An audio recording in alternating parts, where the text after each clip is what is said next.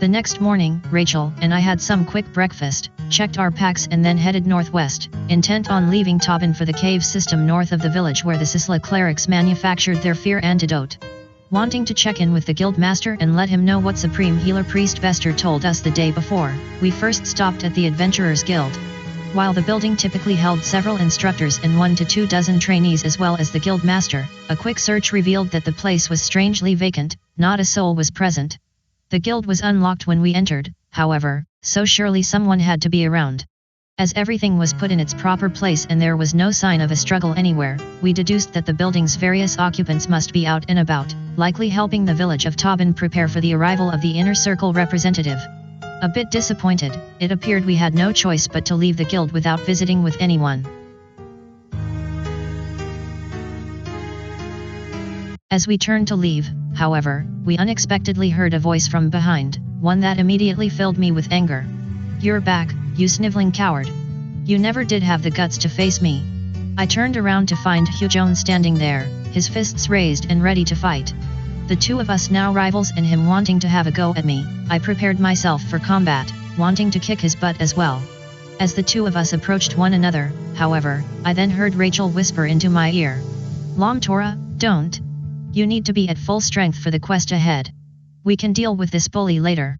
Moments passed as I considered Rachel's advice. While I certainly didn't want to just walk away, I recognized the wisdom in Rachel's words. We had an important quest to attend to and potentially getting myself beaten up before we even left Tabin wouldn't be smart. So, after another heated exchange, Huelsman and I stared one another down before Huelsman finally took the hint and retreated into the bowels of the building, leaving us alone. Rachel nodded in approval, glad that I was sensible enough to disengage with Huelsman and keep myself unharmed. With nothing more to do at the guild, Rachel and I then left the facility, continuing our trek to the northwest for the outskirts of Tabin beyond. We soon stood at the northern fringes of Tabin, a long line of trees marking a densely populated forest to the north and west.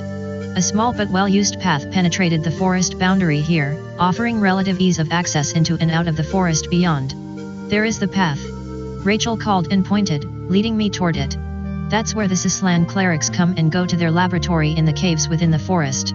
It's just a few hours from here, let's go." I couldn't help but smile from Rachel's apparent enthusiasm. She really wanted to reach the Sislan caves beyond as soon as possible, and I stood there for several moments, observing her behavior and thinking about this new hero I had befriended. While I certainly shared Rachel's apparent zeal, something suddenly didn't quite feel right about her. It was as if she were a little too excited to get started, and I began to wonder if she had some sort of hidden agenda for leading me forward. Recalling the warning given by the guild master the day before, something inside warned me to be a little more cautious with Rachel as well.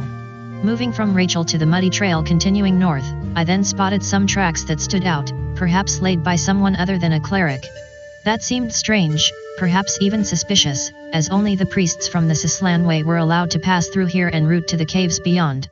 Concerned, cautious and alert, I nodded to Rachel and she headed into the woods, passing me her cocky smile yet again as I followed her north.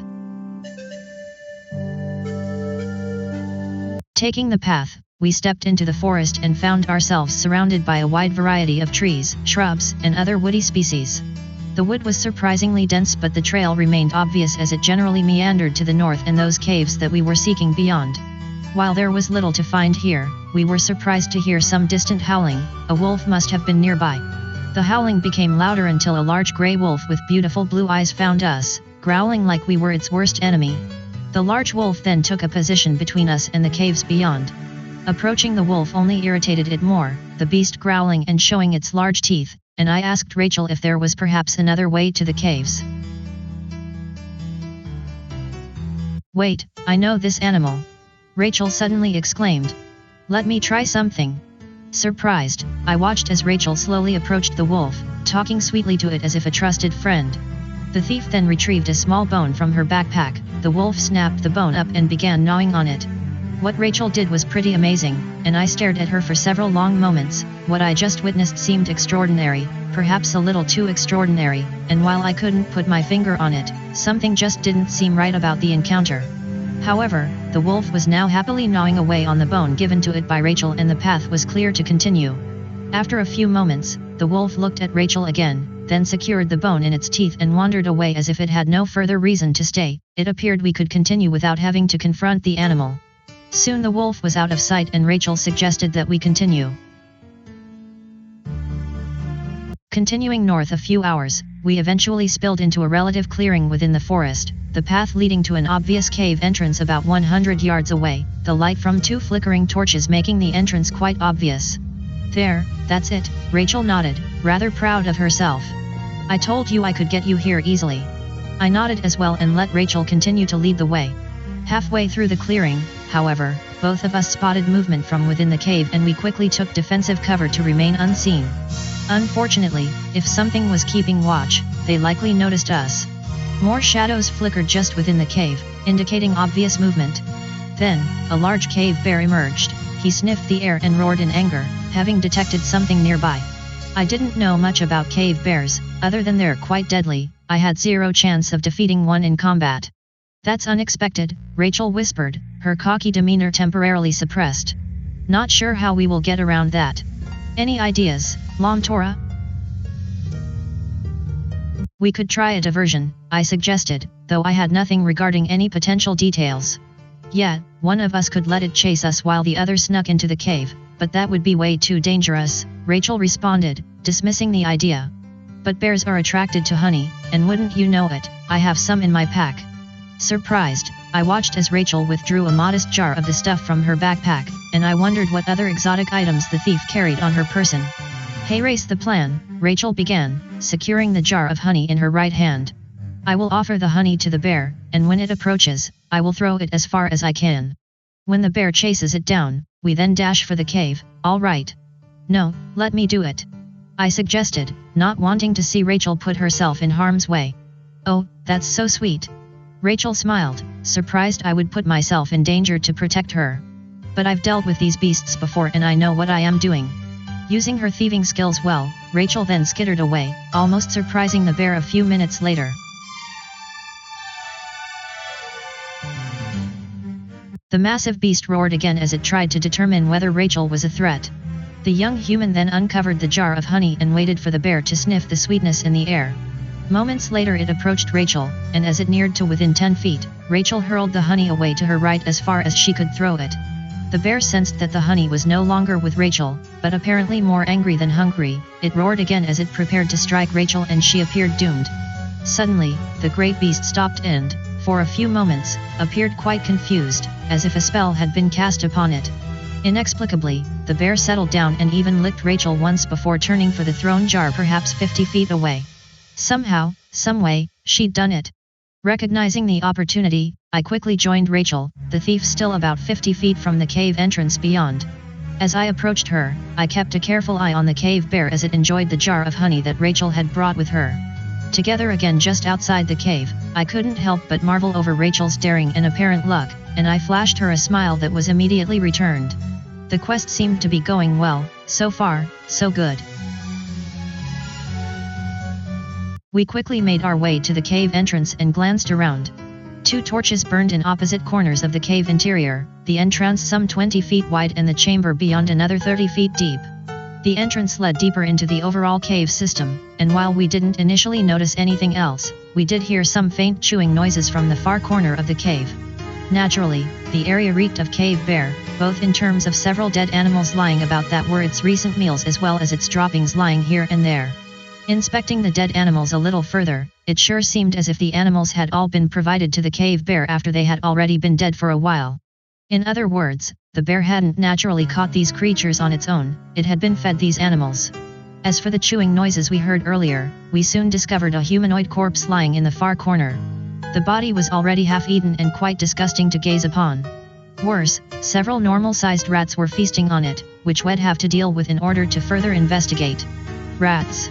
Rachel exclaimed, more annoyed than anything. At least they're normal-sized, we can take them. The 3 rats were quickly dispatched, and as Rachel remained standing to keep watch, I bent down to better examine the corpse here. The dead body was a horrific mess, missing its head, shoulders, an arm, and an entire leg. It also appeared that the rats had already consumed most of the abdomen. I would seen death before, but not like this, and it was all I could do to keep the contents of my stomach down. Probing the corpse for any clue of its identity, I soon found a blood-stained note secured within a small pocket and examined it. The brief letter was from healer priest Bester, bearing a typical request for additional fear antidote. It appeared I had found one of the clerics who was working here. However, the evidence wasn't enough to return to Tabin with. I needed to continue our search here within the caves to learn more. Hence, I ordered Rachel forward and we headed further west and into the dark, cold, mysterious cave system. Several more large torches burned here, revealing a smaller underground passage that sloped downward from the entrance cave to the east. The chamber was distinctly colder and wet with perpetual humidity, and it seemed empty, although the cave complex itself continued to the west. The distinct smell of something having been burned recently was also in the air, the odor too pungent to be caused merely by the burning torches. Searching the chamber, we found a variety of small artifacts, all consistent with the cave complex having been converted to a laboratory by the Huelsman fairly recently to manufacture its miraculous fear antidote. We were definitely in the right place. But so far, there'd been little sign of the antidote itself. The smaller cave, a sort of conduit between the larger cave complex to the west and the cave entrance to the east, we decided to move on, the burning torches on the walls illuminating the cavern quite well.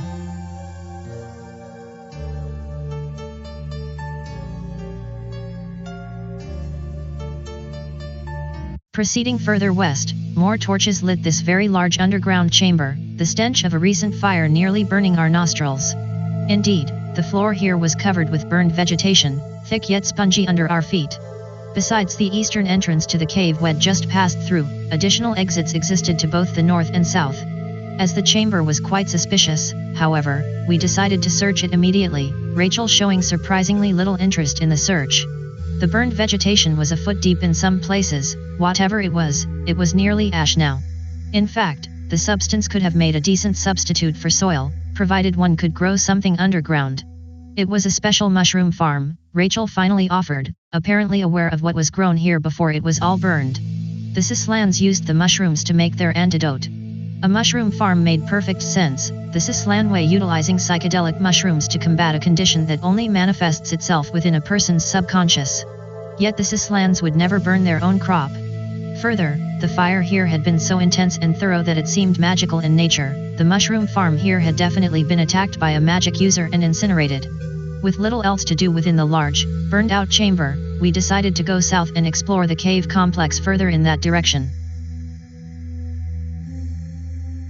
Heading south, we quickly found what was an obvious storeroom, the floor quite secured and the walls containing a variety of sturdy shelves meant to contain the Huelsman priests' manufactured fear antidote.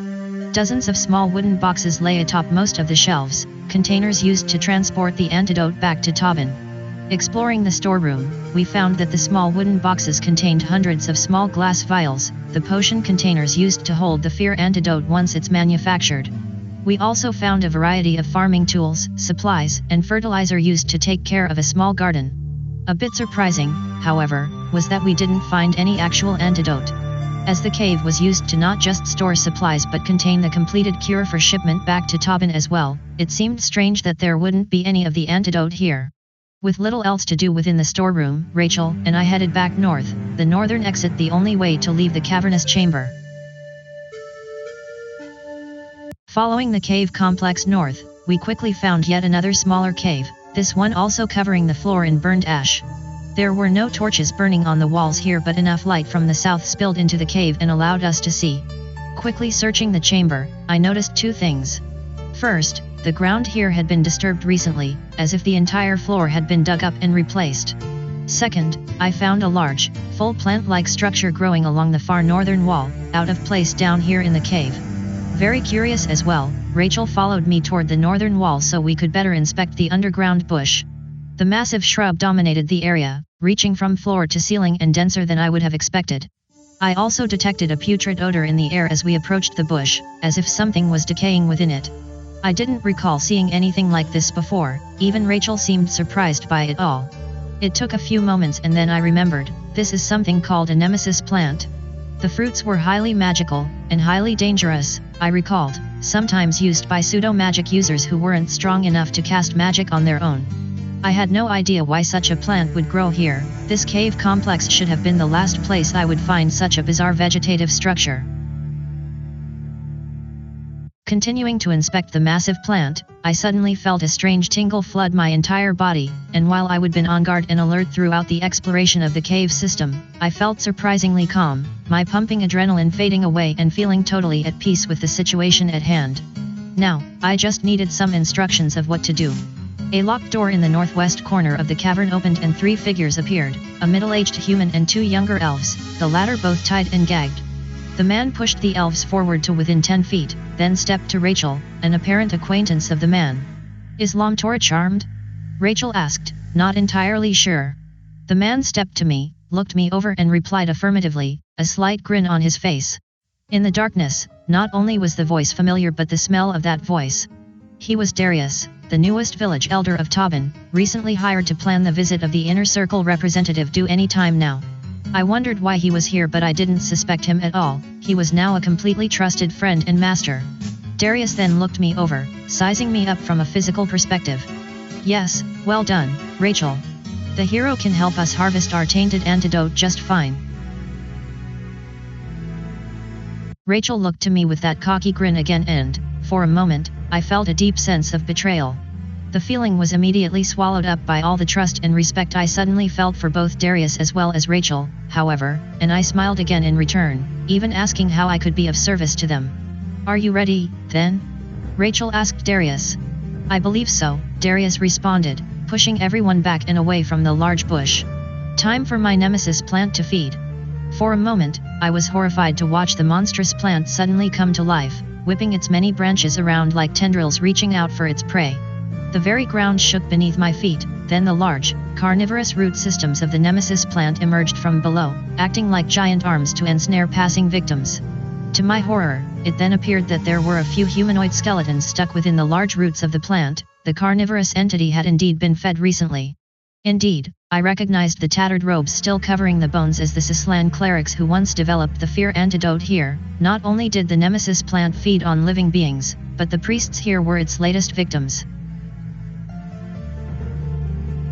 Darius then grabbed one of the bound elves and pushed him toward the animated plant. The remaining elf screamed in terror as much as the gag in her mouth allowed, while the seized elf did everything he could to escape. But Darius was too strong, and moments later the elf was pushed into the nemesis plant. While normally I would have been both angered and appalled by the sudden sacrifice of the elf, I still felt like both Darius and Rachel were trusted friends, and that what they were doing was perfectly normal. Hence, I felt little desire to try and save the elf as the nemesis plant took hold of him, drew him beneath the ashy soil and devoured him from below. The sight before me was quite gruesome, and for a moment I was able to break free of the charm person spell Darius had used against me, and I turned to face both he and his accomplice Rachel with obvious rage. Before I could act, however, Darius simply struck me with another spell and I again fell under his control, seeing him as a trusted friend who was only doing what must be done to save Tabin. The remaining elf then collapsed to her knees, sobbing uncontrollably. Clearly, she'd just lost someone dear to her.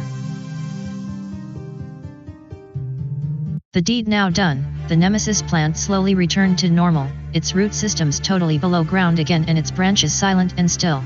Darius then stepped over to the plant, drawing a wicked-looking dagger as he approached. "Time to water our crop." Darius reached the primary stem of the nemesis plant and took firm control of it with his free hand, nodding to Rachel to stand back. With all his strength, Darius then thrusted his dagger into the stem and cut downward, opening a large gash. A tremendous amount of red liquid gushed forward, a surprisingly large volume that spewed southward and back into the burned-out mushroom farm beyond, soon coating the surface of the soil fairly well. Mortally wounded by the strike, the nemesis plant doubled over at the point of the piercing, the bizarre life form apparently destroyed. Darius then began to pick as many of the gray, withered fruits available on the plant as he could. Some of the fruits were immediately eaten, but most were secured in a special pouch Darius carried about his waist. Soon the fruits were all taken and the magic user turned back toward Rachel and I, his breath reeking of the disgusting stuff he'd just eaten. "Now then, Lomtora, what to do with you?" Darius began, his lips still black from the evil fruit he'd just consumed. "As you can see, I am an ultimate from the island nation of Chagaria, and we will one day soon see the entire inner circle destroyed, starting with this representative coming to Tabin. Join us, and help us take the inner circle down. Even though I was still charmed by Darius, the choice to join him and Rachel had to be made willingly and convincingly, so I asked for more information before trying to make any sort of decision. Unsure of my motives but giving me the benefit of the doubt, Darius continued. Like most throughout Mariga, we Ultimates have been struggling against the tyranny of the inner circle for centuries, ridiculed, imprisoned and even butchered whenever we'd try to take a stand against them and make these lands great again. Now we have an opportunity to strike one of them down, right here in Tabin. You're either with us or against us, what will it be? Be with us, Lam Tora. Rachel interjected, her plea rather surprising. I know it seems like I've betrayed you, but we could have killed you off several times had we wanted. Don't you see? The inner circle needs to be destroyed, and the Sislan way is no answer either. Join our cause, help us slay the representative coming to Tabin, and together we can bring a whole new utopia to the peoples of Mariga. It appeared Rachel cared about me, even if what she and Darius were scheming was illegal and, likely, evil. I can't condone murder, I finally said, shaking my head. I need to do the right thing. Recognizing the honor within me, Rachel tried to spin the issue in another direction. You speak of honor, but how honorable is it to let the circle continue to unjustly rule over all of us, a group of old, bickering, self-serving fools? And the Sislan way, with their so-called antidote that is just a mind-numbing poison? Yes, do the right thing, join us, and help put an end to both the circle and the church. Enough talk. Darius interjected, not nearly so interested in recruiting me to the cause as Rachel. Time for the harvest. The pseudo-wizard began casting a spell, one that took almost a full minute. As he continued, the ground began to shake and I watched in fascination as the bloody liquid lying atop the ashy soil of the cavern to the south was absorbed, as if the ground were one giant sponge. The clerics grew their mushrooms in a similar manner, Rachel whispered to me as Darius continued the spell, nearly complete. We've simply added the power of the Nemphrit. Darius completed the spell, and for a moment the cavern was silent and still.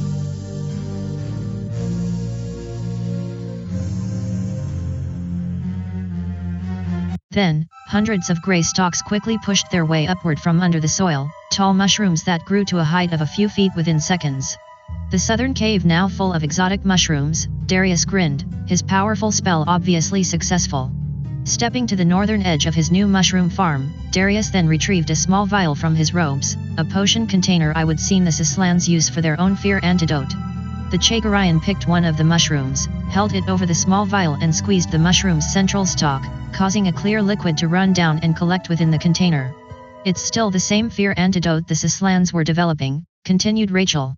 But with the added properties of the Nemesis plant, people will consume these potions and do exactly what we tell them. It works perfectly. Darius gloated as he stepped back to me. We've now got hundreds of potions to make, and you're going to help. Despite the combination of the charm spell and Rachel's plea, I refused to help, recognizing the great ultimate harm that would come. Disappointed, it didn't take Darius long to threaten me into submission. His power was quite beyond anything I could deal with and he could easily torture or kill me if he wanted.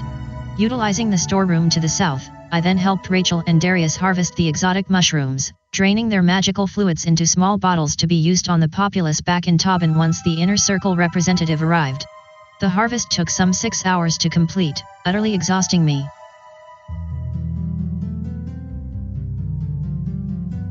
Darius cast the spell floating disc to haul the illicit treasure away and was soon gone, leaving me and the gagged elf alone with Rachel. The dirty work complete, the thief drew her blade and held it against my throat, issuing a rather passionate ultimatum. We're heading back to Tabin now to assassinate the Circle Wizard. One final time, Lam Tora. You're either with us or against us, please don't make me kill you. Standing alongside the female elf, I knew I had to take a side and either join Rachel and Darius or, likely, be slain here and now. It was a terrible choice, but I knew what the only answer could be.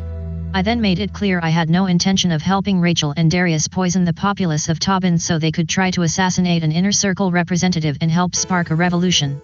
As I thought, Rachel sighed, quite disappointed with my response. You don't have the stomach for revolution and your mind is made up. Pity. Having witnessed my act of defiance, the elf looked at me with pride, likely the last thing I would ever see. I felt the dagger at my throat push harder and prepared for imminent death. A few seconds passed, then Rachel withdrew her blade, pushing both me and the gagged elf toward the doorway in the far northwestern corner of the cavern. I was told to kill both of you, but I still think we make a great team. Maybe some time stuck in here will change your mind. Rachel rudely shoved the elf through the doorway first, then looked at me a final time before tossing me through the doorway as well, striking me over the head and rendering me unconscious as she locked the massive gate, trapping us within. And that's a wrap of episode number 4, The Caves North of Tabin. Expect additional episodes every few weeks as the story continues. Looking for much more interactive